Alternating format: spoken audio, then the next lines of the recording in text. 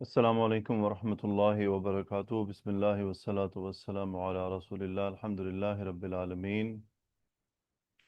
خوش آمدید آپ کو۔ الحمدللہ ہم نے قطر الندی و بل الصدی کا متن اس کی سٹڈی شروع کی، الحمدللہ اس کی ہم شرح کر رہے ہیں، اور شرح کو اس انداز میں کر رہے ہیں کہ نہ تو وہ بہت زیادہ لمبی ہو جسے بورنگ کہا جائے، اور نہ وہ بہت زیادہ مختصر ہو کہ وہ اپنے متن کو بھی پوری نہ کر پائے۔ تو الحمدللہ ہم قطر الندی و بل الصدی کی شرح کو درمیانی کیفیت میں رکھنے کی کوشش کر رہے ہیں، جس میں ہم جو متن ہے اس میں جو باتیں شیخ رحمۃ اللہ علیہ نے لکھی ہیں ان تمام پوائنٹس کی وضاحت کر رہے ہیں۔ جو پوائنٹ اختلافی انہوں نے لکھے ہیں ان کو مختصراً دیکھتے ہیں، باقی کو تفصیلی دیکھ لیتے ہیں۔ اور جیسا کہ میں نے پہلے بھی آپ لوگوں سے یہ بات کی کہ آپ سے درخواست ہے کہ جو پلے لسٹ کے اندر جو سیریز موجود ہے تقریباً 7 لیکچرز کی، الموطا فی الاعراب، اگر آپ النحو الصغیر نہیں کر سکتے تو کم از کم الموطا فی الاعراب کو ضرور مکمل کریں۔ الموطا فی الاعراب کے 7 لیکچرز ہیں، 30 منٹ پر ہوں گے زیادہ سے زیادہ۔ ان کو سمجھنے کے بعد اس کتاب کو سمجھنا آسان ہو جائے گا، کیونکہ عربی گرامر کی جتنی بھی کتابیں عربی میں لکھی گئی ہیں وہ 100% سٹینڈرڈ کی بنیاد پر چلتے ہیں، اور وہ اسی انداز پر چلتے ہیں جو انداز عربی گرامر کو شروع کرنے والے علماء نے اختیار کیا، جس میں کلمات کی بناوٹ کی بات کی جاتی ہے، اعراب کا جو بیان کرنا ہے اس کا خاص ایک انداز ہے، اور وہ انداز تب سے اب تک چل رہا ہے۔ پاکستان میں یا انڈیا کے اندر بعض جو گرامر کی کتابیں لکھی گئی ہیں وہ طلباء کی آسانی کے لیے لکھی گئی ہیں، اور ان باتوں کو وہاں پر مکمل نظر انداز کیا گیا ہے۔ اس کی وجہ تاکہ جو بنیادی طور پر عربی سیکھنے والے ہیں ان کے لیے وہ آسان رہے۔ لیکن جب بھی آپ کوئی قرآن مجید سے متعلق عربی گرامر کی کتاب عربی میں کھولیں گے تو پھر آپ کو وہی باتیں ملیں گی جو ابھی ہم پڑھ رہے ہیں یا جو ہم نے الموطا فی الاعراب میں سیکھی۔ تو پھر طالب علم کو مشکل ہوتی ہے کہ یہ کیا کہا جا رہا ہے، کیونکہ یہ جب چیزیں نظر میں نہیں آتی پھر ڈیفیکلٹ ہو جاتی ہیں۔ آج ہم انشاءاللہ پہلے ہم نے طے کیا کلمہ کیا ہوتا ہے، قول کیا ہوتا ہے، لفظ کیا ہوتا ہے، اسم کی کتنی اقسام ہے، معرب کیا ہے، مبنی کیا ہے، مبنی کی بناوٹ کا مطلب کیا ہوتا ہے، مبنی علی کا کیا مطلب ہے، اس کو ہم نے دیکھا۔ پھر کلمہ کی جو ہم نے 3 اقسام طے کی تھیں، الاسم، الفعل اور الحرف۔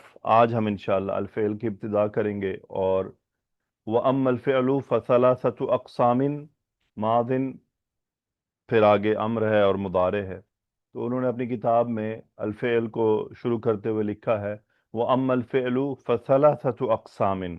جہاں تک تعلق ہے فعل کا تو اس کی 3 اقسام ہے، جس میں ماضی، امر اور مضارع ہے۔ ماضٍ اصل میں یہ ہوتا ہے ماضیٌ، تو اس میں منقوص ہے تو یا ڈراپ کر دیا جاتا ہے، ماضیٌ ہوتا ہے۔ اسی لیے جب ال لگتا ہے تو پھر یہ الماضی ہوتا ہے، کیونکہ ال آنے سے پھر وہ یا واپس آ جاتی ہے۔ تو یہ مادن، یہ جو تنوین ہے یہ بتا رہی ہے کہ یہاں پر یا محذوف ہے، مادن۔ اگر ہم نارمل کریں گے بغیر ال کے تو ہوگا فعل ماضن، یعنی فعل ماضی، اور اگر ال لگائیں گے تو الفعل الماضی۔ پھر انہوں نے لکھا وَيُعْرَفُ بِتَاءِ التَّأْنِيثِ السَّاكِنَةِ، یعنی اس کو پہچانا جاتا ہے تاء التأنیث ساکنہ، ساکن تاء التأنیث سے، یعنی ایسی تا جو ایک حرف ہوتا ہے اور وہ ساکن ہوتی ہے، یہ اس کی پہچان ہے، یہ اس کی علامت ہے، یہ اس کی ایک خاص اس کا۔ انہوں نے تمام علامات میں سے صرف اس علامت کو منتخب کیا۔ آئیے اب ہم اس کو ایک ایک کر کے دیکھتے ہیں۔ جو آپ کے پاس متن کی کتاب موجود ہے اس کے اندر ماضی کے نیچے اور بھی باتیں ہیں، ہم اس کو one by one, step by step دیکھیں گے اور ہر پوائنٹ کو انشاءاللہ انڈرسٹینڈ کرنے کی کوشش کریں گے۔ اللہ تعالیٰ برکت عطا فرمائے۔ دیکھیں جو فعل ہم سیکھنے جا رہے ہیں، فعل ماضی، امر یا مضارع، اس کے بارے میں ہم نے 3 چیزیں سٹڈی کرنی ہیں، اور وہ ان تینوں پر فوکس رہے گا۔ پہلے فعل کی تعریف کیا ہے، یعنی جو ہم فعل پڑھ رہے ہوں گے ماضی، مضارع یا امر، اس کی ڈیفینیشن کیا ہے، پھر اس کی علامات کیا ہیں، اور اس کے بعد اس کی بناوٹ یا اعراب، اگر اعراب ہے تو کیا ہوتا ہے، اور اس کی بناوٹ، یعنی اگر وہ فعل مبنی ہے، چونکہ فعل میں بھی مبنی اور معرب ہوتا ہے اسم کی طرح، تو معرب جو ہوگا وہ اعراب کے ٹاپک میں چلا جائے گا، جب ہم اعراب پڑھیں گے اس کے اندر اس کو تفصیل سے پڑھیں گے، لیکن جو مبنی ہے ان کو ہم یہیں پر مکمل کرتے جائیں گے جو شیخ کی ترتیب ہے۔ تو یہ تین چیزیں ہم نے، ہر فعل ماضی، مضارع یا امر، تینوں میں ہم نے ان تینوں چیزوں کو اسٹڈی کرنا ہے۔ فعل کی تین اقسام ہے۔ ماضی، یہ اصل ماخذ ہے، یعنی ماضی بیسیکلی، فعل ماضی یہ افعال کے اندر یوں سمجھ لیجئے مدر آف وربز ہے، تو یہ اصل درخت ہے، اس درخت سے آگے پھر شاخیں نکلتی ہیں۔ اس کے بعد فعل مضارع ماضی سے نکلا ہے، یعنی اوریجنل ماضی ہے، اصل ماضی ہے، منبع ماضی ہے، سورس ماضی ہے۔ مضارع اس کے اندر سے نکلتا ہے، یعنی ماضی کو ہی آگے چلا کر مضارع میں کنورٹ کیا جاتا ہے۔ اور فعل امر مضارع سے نکلتا ہے، یوں سمجھ لیجئے ماضی یہاں پر دادا ہے، اور مضارع ماضی کا سن ہے، اور امر مضارع کا سن ہے، تو ماضی امر کا دادا بن گیا۔ تو یہ اس طرح سے ان کا یہ ایک نارمل ترتیب ہے، ماضی، مضارع اور امر، اور مضارع ماضی سے نکلتا ہے، امر مضارع سے نکلتا ہے۔ یہ اس کی اوریجنل جو اصلاً جو اس کی تقسیم اس طرح سے موجود ہے۔ تو فعل کی تین اقسام ہے، ماضی، مضارع اور امر۔ فعل ماضی کی تعریف: وہ فعل جو بولنے کے وقت سے پہلے، یعنی میں ابھی آپ سے بات کر رہا ہوں، تو اب اگر میں آپ کو کوئی ایسا کلمہ بولوں جو زمانے سے لنک کرتا ہو اور وہ ماضی ہو، تو اس کا مطلب ہے کہ میں آپ سے وہ بات شیئر کر رہا ہوں جو گزشتہ ہو چکی ہے۔ مثلا امریکہ نے ایران پر حملہ کیا، اب یہ واقعہ ہو چکا ہے ماضی میں، جب میں بول رہا ہوں یہ بات پہلے ہو چکی ہے، تو یہ کیا ہے؟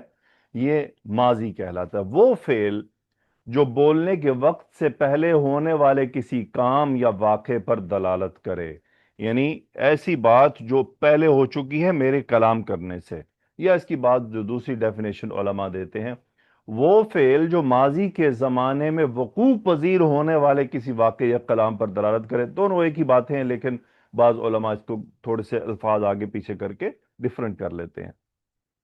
تو یہ فعل ماضی کی ڈیفینیشن ہے جو کہ آپ الحمدللہ پہلے سے ہی جانتے ہیں۔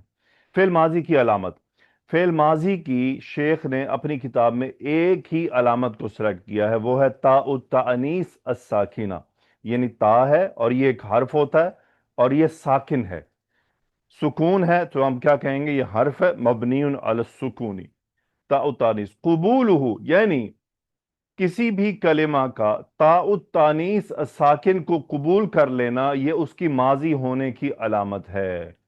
کوئی بھی کلمہ اگر اس کے ساتھ ہم یہ تاء التانیث لگا سکیں تو یہ بات گارنٹیڈ ہو گئی کہ یہ فعل ماضی ہے۔ اب لگائے گا کون؟ لگائے گا وہی جسے فعل کی گردان بنانی آتی ہے، جسے ورب بنانا آتا ہے، جس کو یہ سب باتیں انڈرسٹینڈ۔ اب دیکھیں، جیسا کہ میں نے آپ کو کہا کہ آپ اور میں، ہم اس کتاب کو پڑھ رہے ہیں تو اس بنیاد پر کہ ہم گرامر پڑھ چکے ہیں، ہمیں گردان بنانی آتی ہے۔ اب ایسا نہیں کہ اب ہمیں گردان ہی بنانی نہیں آتی تو پھر میرا خیال ہے کہ یہ کتاب چھوڑ دینی چاہیے، اگر گردان بھی بنانی نہیں آتی پوری، کیونکہ یہ وہ سٹیپ نہیں ہے۔ یہ ان باتوں کو ہم سٹینڈرڈ انداز میں لے کر، ایک خاص شکل میں لے کر چل رہے ہیں، جو پھر آگے مستقبل میں گرامر سے ریلیٹڈ، اعراب القرآن سے ریلیٹڈ کام آتی ہیں۔ سو کوئی بھی اگر آپ فعل اٹھا لیں، دیکھیں اس کے ساتھ ہم تاء التانیث ساکن لگا سکتے ہیں، اس کو کنورٹ کر سکتے ہیں، تو وہ فعل ماضی ہوگا۔ انہوں نے تمام علامت، مثلا بعض کتابیں قد بھی لگا دیتی ہیں کہ قد فعل ماضی کی علامت ہے، انہوں نے اس کو منتخب نہیں کیا۔ کیوں؟ کیونکہ قد مضارع کے ساتھ بھی آ جاتا ہے، اس لیے انہوں نے اس کو منتخب نہیں کیا۔ بعض کتب قد کو منتخب کر لیتی ہیں، انہوں نے صرف اور صرف ایک ہی علامت منتخب کیا، بڑی ذہانت کے ساتھ، بڑی وضاحت کے ساتھ، کہ یہ ایک ایسی علامت ہے جو ماضی کے علاوہ کسی کے ساتھ نہیں آ سکتی۔ تو تاء التانیث الساکنہ کو منتخب کرنے کی جو بڑی وجہ شیخ کے سامنے رہی، وہ یہ کہ یہ صرف اور صرف اور صرف فعل ماضی میں آتی ہے، بس۔ کسی بھی فعل کے مونس، جب ہم اس کو ماضی کو مونس بنائیں گے تو یہ تا ایک حرف کے طور پر آتا ہے، اور یاد رہے کہ یہ تا کیا ہوتا ہے؟ حرف ہے، یہ نہ ضمیر ہے، نہ یہ اسم ہے، یہ کچھ نہیں ہے، یہ ایک حرف ہے، صرف اور صرف حرف ہے، ساکن ہوتا ہے اور مؤنث کی علامت ہے، اور یہ صرف اور صرف فعل ماضی کی گردان میں چوتھے صیغے میں آ کر اٹیچ ہوتا ہے، جیسے ضرب ضربا ضربو ضربت. سو امثلہ مثلا ہمارے پاس اب ایک کلمہ اگر ہو درسا، اب درسا کو میں نے اس کے ساتھ تائے تانیث لگانی ہے تو میں اس کے آخر میں لگا دوں گا دراست. داراسا اس نے پڑھا، اور داراست یعنی اس مؤنث نے پڑھا. اس کے بعد ذہب ذہبت، کتب کتبت، تو یہ تاء التانیث الساکنہ اس فعل کو بس مذکر سے مؤنث بنانے کے لیے آیا. یہ ایک علامت کے طور پر ہے، یہ نہیں کہ ہر صیغے میں موجود ہوگی، بیسیکلی لگائی جا سکے، یعنی داراسا کے ساتھ ہم لگا سکتے ہیں. مثلا اگر داراسا یدرسو ہو، اب یدرسو فعل مضارع ہے، میں کہوں اس کے ساتھ تاء التانیث لگائیں آپ، تو اس کے ساتھ ہم تاء التانیث نہیں لگا سکتے ہیں. لگائیں گے بھی تو یہ ہمارا، چونکہ علم الصرف ہم پڑھ چکے ہیں، تو ہم کہتے ہیں لگ ہی نہیں سکتی اس کے ساتھ، نہیں لگ سکتی، تو اس کا مطلب یہ فعل ماضی نہیں ہے. مثلا ادرس فعل امر ہے، اب میں کہوں اس کے ساتھ آپ تاء التانیث ساکنہ لگائیں، آپ جتنی بھی کوشش کر لیں آپ نہیں لگا سکتے. آپ کہیں گے جی علم الصرف میں ہم نے اس کو پڑھ لیا ہے، نہیں اس میں نہیں لگ سکتی. میں آپ کو کلمہ دے دوں قرأ، اس کے ساتھ لگائیں، آپ کہیں گے ہاں اس کے ساتھ آئے گی قرأت، تو اس کا مطلب یہ فعل ماضی ہوا، یہ ادرس اور یدرس یہ نہیں تھے فعل ماضی. میں کہوں کتاب، کتاب کے ساتھ آپ لگا دیں تاء التانیث، نہیں جی کتاب کے ساتھ، کتاب کی جو ہم نے تغییرات جو پڑھی ہیں علم الصرف میں، اس کے اندر تاء التانیث، کتاب، کتب جمع تو بن سکتا ہے، اس کا مثنیٰ تو بن سکتا ہے، اس کا اسم تصغیر تو بن سکتا ہے، لیکن اس کے ساتھ تاء التانیث ساکنہ نہیں لگ سکتا. تو اس لیے یہ بات لازمی ہم نے ذہن میں رکھنی ہے. تو زیادہ پانی میں مدھانی مار دی، کیا کہتے ہیں، پانی میں مدھانی اس لیے ماری ہے کہ تاکہ یہ بات پیوست ہو جائے کہ تاء التانیث ساکنہ شیخ نے کیوں سنگل آؤٹ کر کے لکھا ہے. اب پہلا پوائنٹ ہم نے فعل ماضی کی ڈیفینیشن دیکھی، اس کی تاء التانیث ساکنہ. اب آتا ہے اس کا مین امپورٹنٹ جو پوائنٹ. دیکھیں میں نے ابھی آپ سے کہا شروع میں کہ عربک گرامر کی کتب کے اندر جو انداز اختیار کیا جاتا ہے وہ ہمیشہ بناوٹ کے اوپر چلتا ہے، وہ اس کے بغیر آگے پیچھے وہ چلتے ہی نہیں ہیں. میرے ساتھ دوست ہیں کچھ عرب جو جاب کرتے ہیں، تو وہ چونکہ ان کے سکولوں میں جس طرح ہمارے ہاں اردو گرامر تھوڑی بہت پڑھائی جاتی ہے، عربک گرامر ان کو سکولوں میں پڑھائی جاتی ہے، تو وہ ان کو تھوڑی تھوڑی یہ باتیں یاد ہیں. شروع میں جب وہ میں کبھی بات کرتا تھا عربی کی گرامر کی، تو وہ ایسے ہی شروع ہو جاتے تھے کہ کانا فعل ماض مبنی علی الفتح اور لا محل له من الاعراب. وہ مجھے تب سمجھ نہیں آتی تھی کہ یہ ان کو شروع سے یہ اسی انداز میں پڑھایا جاتا ہے، اور اصل گرامر ہے ہی اسی انداز میں. تو یہ لازمی ہے اس کو اس انداز میں سمجھ لینا اور سیکھ لینا. الحمدللہ ہم قطر الندیٰ کی آپ کے ساتھ آلریڈی پریکٹس بھی ہم زوم کلاس میں شروع کر چکے ہیں، جیسا کہ آپ نے پہلی کلاس کی. اسی طرح باقی جو لیکچرز ہیں ان کی بھی ہم آپ کے ساتھ پریکٹس اسی طرح ویکلی کیا کریں گے، تاکہ یہ جو کانسیپٹس آپ پڑھ رہے ہیں یہ پختہ ہو جائیں. سو بناؤہ علی الفتح کضرب الا مع واو الجماعة فيضم كضرب والضمير المرفوع المتحرك فَيُسَكَّنُ كَضَرَبْتُ. اب یہ جو سٹیٹمنٹ ہے، پہلے اس سٹیٹمنٹ کی ہم اس کو سیکھ لیتے ہیں، پھر اس سٹیٹمنٹ پر ہم واپس آئیں گے انشاءاللہ. سو ماضی، فعل ماضی بناوٹ کے حساب سے اس کی 3 اقسام ہیں.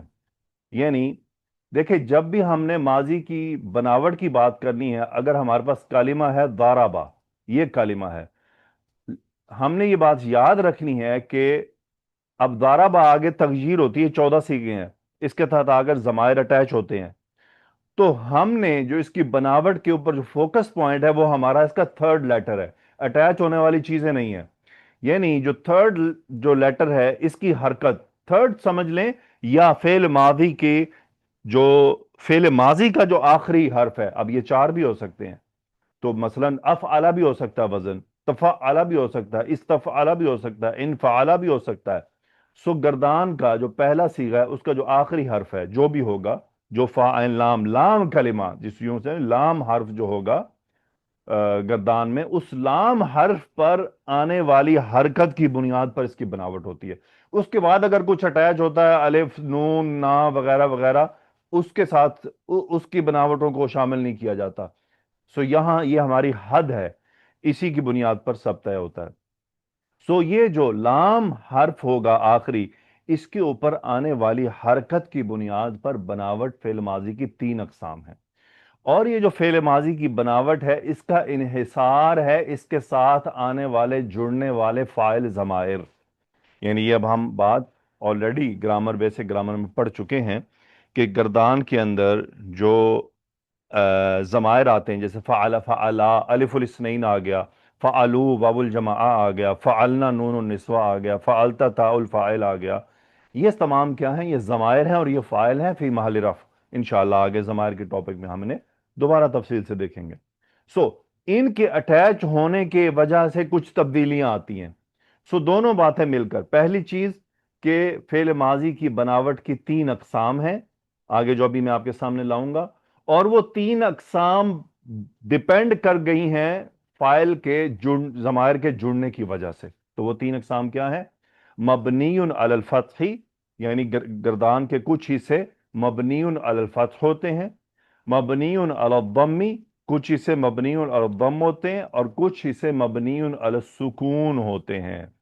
عربی زبان کے اندر سکون کی علامت چھوٹا سا دائرہ ہوتا ہے، پاکستان میں تھوڑا سا اس طرح، شاید اس طرح سے ہوتا ہے، لیکن عربی میں یہ چھوٹا سا دائرہ ہوتا ہے۔ 3 حصوں میں تقسیم ہوتی ہے، مبنی علی الفتح، مبنی علی الضم، مبنی علی السکون۔ مبنی علی الفتح یہ اصل ہے، یہ اصل ہے۔ یہ بات ہم نے ہمیشہ ہر لیکچر میں جو بھی بات میں بتاؤں آپ کو، یہ اصل ہے، تو یہ یاد رکھنا ہے کہ اصل کیا ہے۔ جیسے اسماء میں اصل معرب ہے، مبنی فرع ہے، اسی طرح فعل ماضی کی بناوٹ میں اصل مبنی علی الفتح ہے۔ اسی طرح ہم نے بناوٹ میں دیکھا کہ مبنی اسماء میں جو بناوٹ اصل مبنی علی السکون ہے، باقی ایڈیشنل ہیں۔ فعل ماضی کی بناوٹ میں مبنی علی الفتح یہ اصل ہے، تو اوریجنل اصل، وہ اصل کیا ہے؟ پہلے سیغے سے شروع ہوتا ہے، ضربا، یہ مبنی علی الفتح ہے۔ آگے تبدیلیاں آئی ہیں جب ضمائر آ کر ساتھ اٹیچ ہوئے ہیں، تو انہوں نے فورس کیا کچھ چینجز کو، وہ چینجز ہم ابھی دیکھیں گے انشاءاللہ۔ ضمائر بناوٹ کے لحاظ سے 2 طرح کے ہیں۔ پہلے متحرک، متحرک میں کیا ہے؟ تا، متحرک سے مراد کیا ہے؟ یعنی ایسے ضمائر جن پر حرکت ہے، تا، نا اور نا، یعنی یہ والی تحریک جو ہے، یعنی جو اٹیچ ہوگی نا آ کے فعل کے ساتھ، ان میں سے جو پہلا حرف ہے اگر وہ متحرک ہے تو وہ کیا ہے؟ تا، نا اور نا۔ اب اگر آ جائیں ساکن کون سے ہیں؟ الف، الف الاثنین اور واو الجماع، یہ دونوں ساکن ہیں۔ جو متحرک ضمائر جب یہ 3 اٹیچ ہوتے ہیں گردان کے ساتھ، ان کی اس حرکات کی وجہ سے کچھ چینجز گردان میں آتی ہیں، جبکہ ساکن کی وجہ سے وہ چینجز نہیں آتی، واو کی وجہ سے آتی ہے، لیکن وہ with some other reason ہے۔ ابھی ہم اس کو ون بائی ون دیکھتے ہیں۔ تو بناوٹ کے لحاظ سے جو ضمائر فاعل کے طور پر آتے ہیں وہ 5 ہیں ماضی میں، اور ان 5 میں سے 3 متحرک ہیں، 2 ساکن ہیں۔ یہ بات ہم نے یاد رکھنی ہے۔ فعل ماضی کی گردان ذرا اب آپ کے سامنے آ گئی۔ ماضی کے جو صیغے ہیں جن میں ضمائر متحرک ہیں وہ کون سے ہیں؟ مثلا تا الفاعل، دیکھیں جو ہی متحرک ضمیر اٹیچ ہوئی، یہ ضربا کا جو با ہے یہ ساکن ہو گیا، یہ کیا ہو گیا؟ مبنی علی السکونی۔ جتنے بھی ضمائر جہاں جہاں متحرک اٹیچ ہو رہے ہیں وہاں پوری گردان مبنی علی السکون آ گئی۔ جیسے نون، نون النسوہ اٹیچ ہوا، متحرک تھا، با کو ساکن کر دیا گیا۔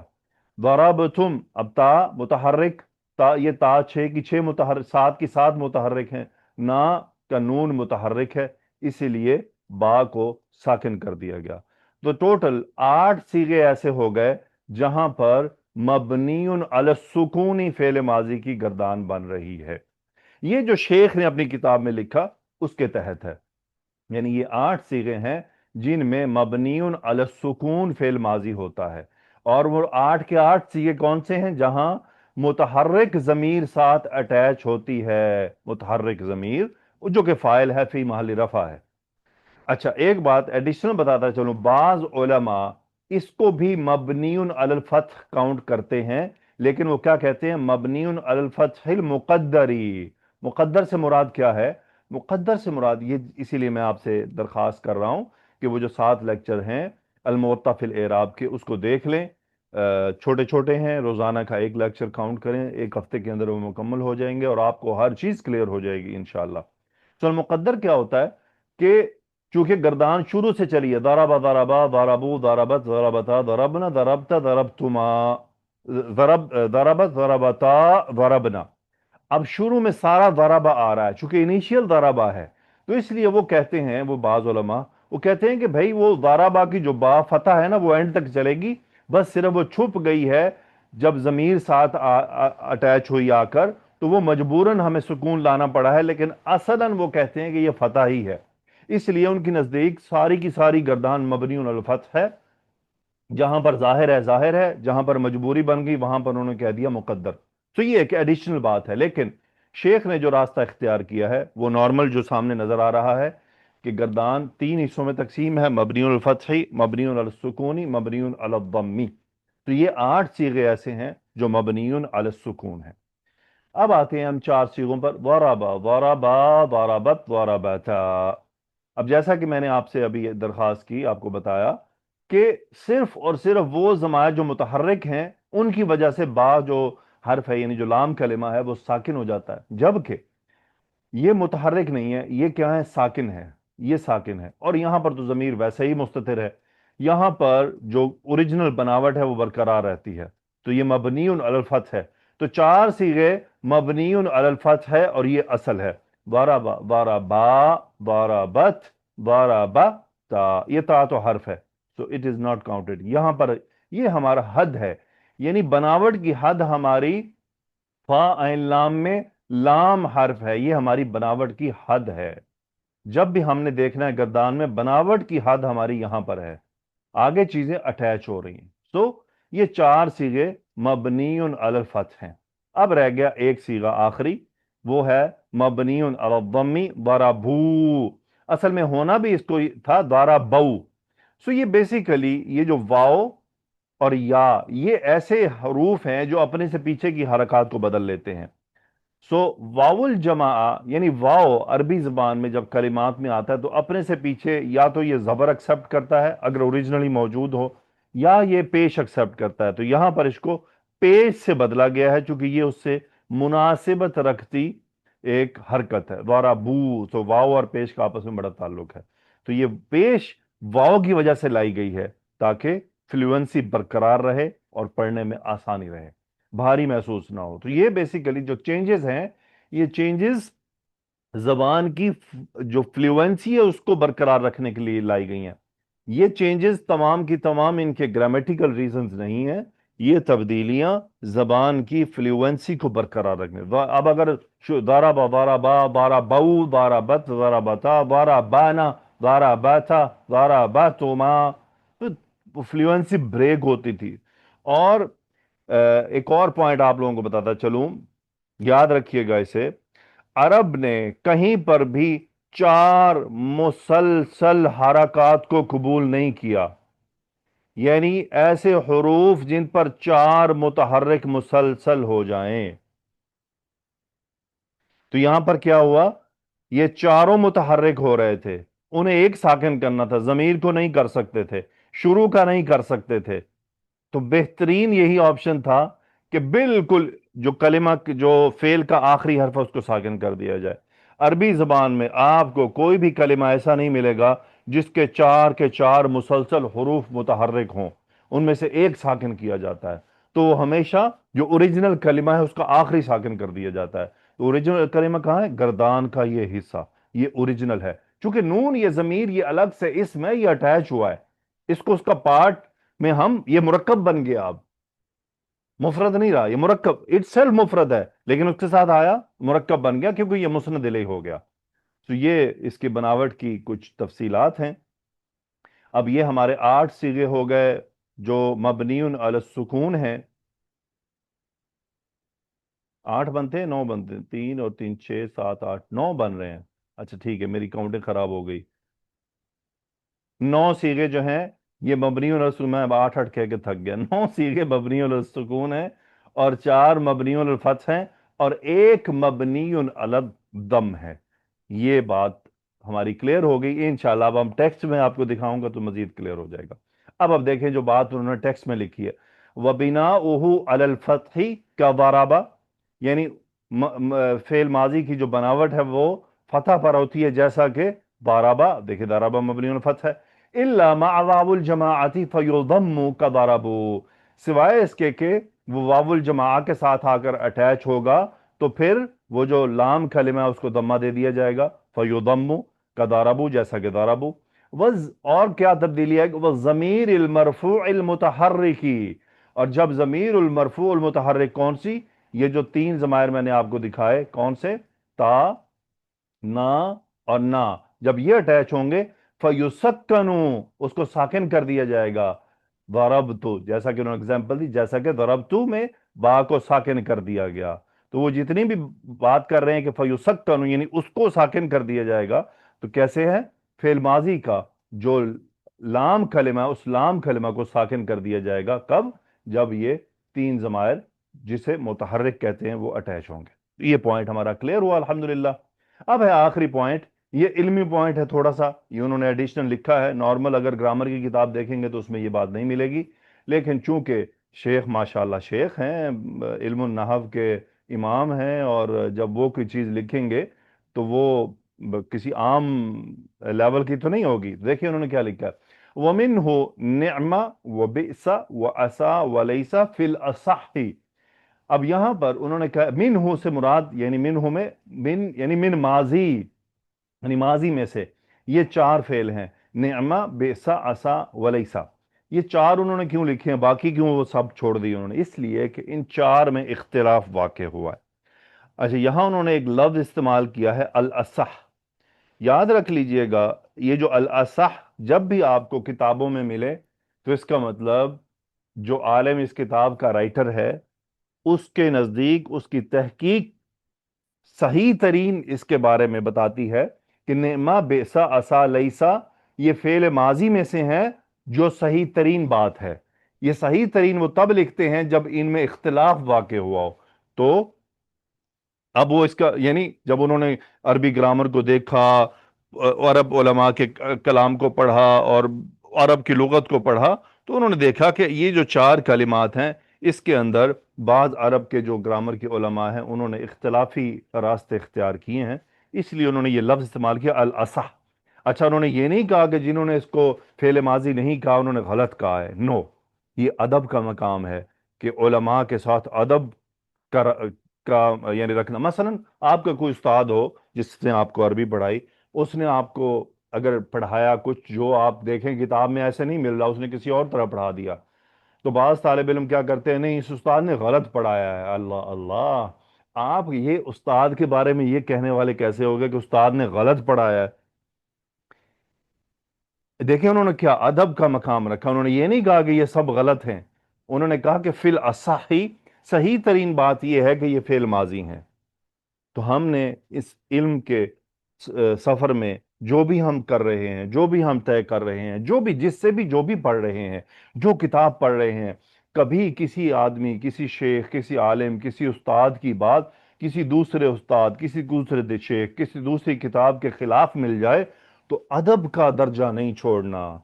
ऐसे लोग जो उस्ताद को ही गलत कह डालते जी नहीं इस उस्ताद ने तो गलत पढ़ाया है, इस उस्ताद को तो पढ़ाना ही नहीं आता, इस उस्ताद ने तो ये ऐसे पढ़ा दिया जबकि किताब में ऐसे मिलता है। नो, उस उस्ताद ने आपको कैसे क्यों पढ़ाया उसकी वजह उसके पास होगी। क्या क्या आपने उससे पूछा जाकर कि आपने इससे ऐसे क्यों पढ़ाया।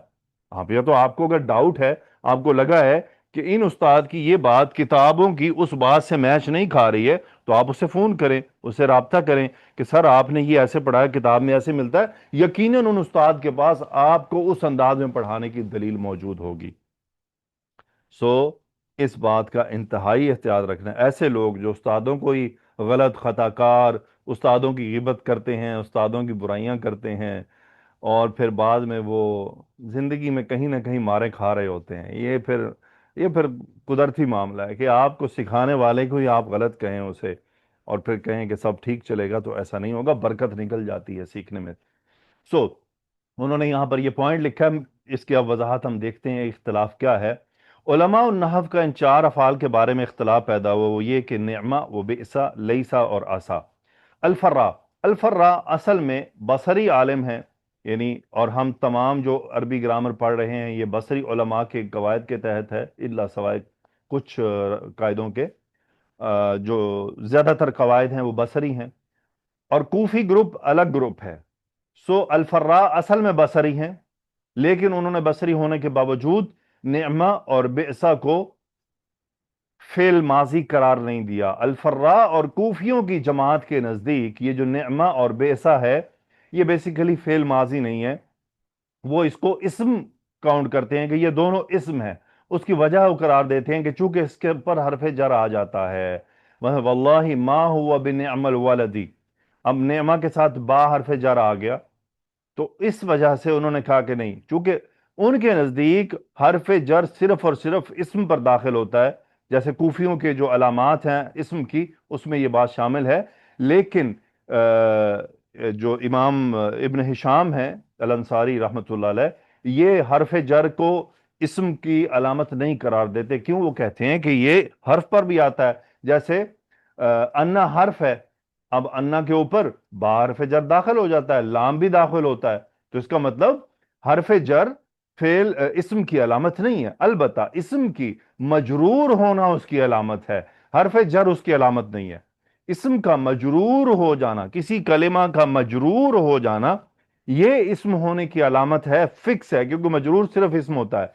लेकिन हरफ जर का किसी कलिमा के साथ आना, ये हरगिज हरगिज उसके इस्म होने की अलामत नहीं है। बहरहाल, चूंकि जो उलमा हरफ जर को इस्म की अलामत करार देते थे, उनके नजदीक फिर निअमा और बेसा ये हरफ जर की वजह से उन्होंने इस्म के खाते में डाल दिया, जो कि इब्न हिशाम के नजदीक वो कहते हैं कि सही तरीन बात यह है कि निअमा और बेसा फेले माजी है।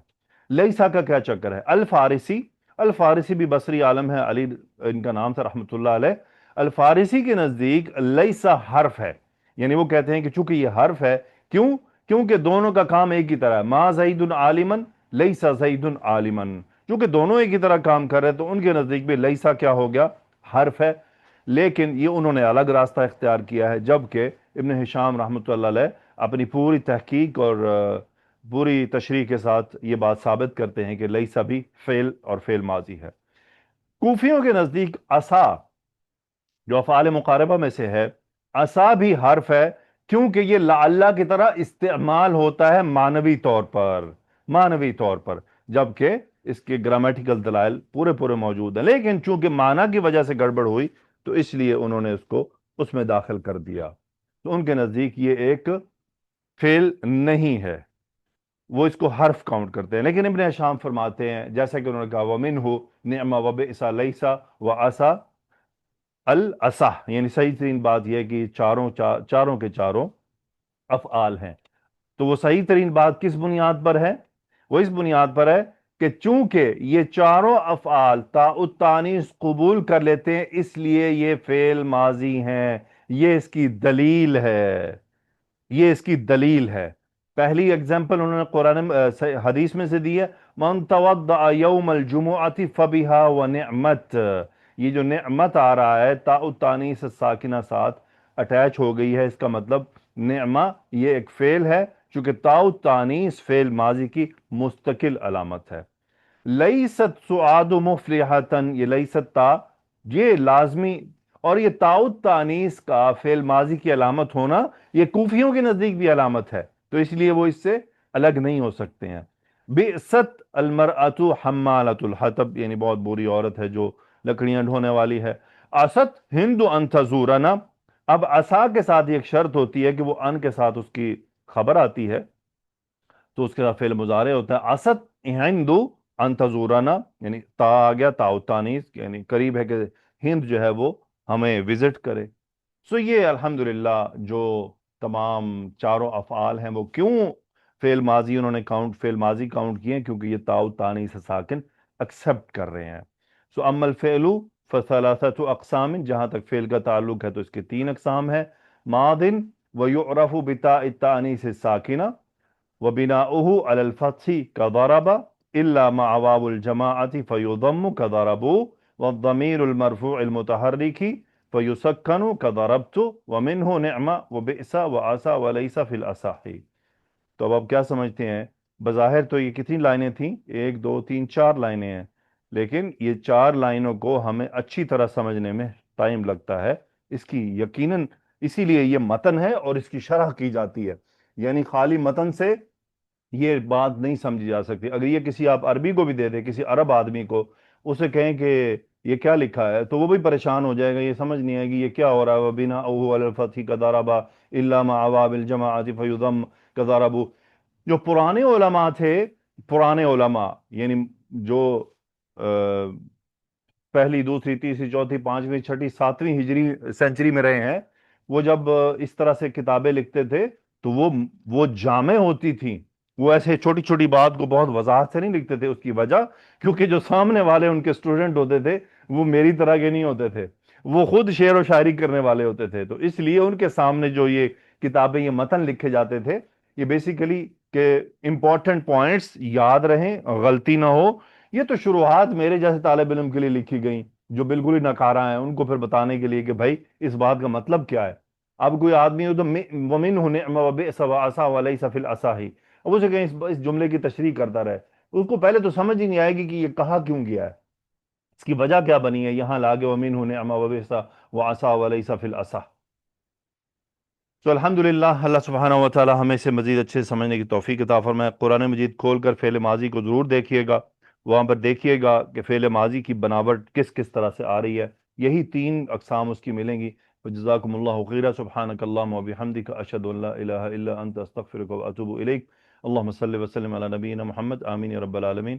السلام علیکم ورحمۃ اللہ وبرکاتہ۔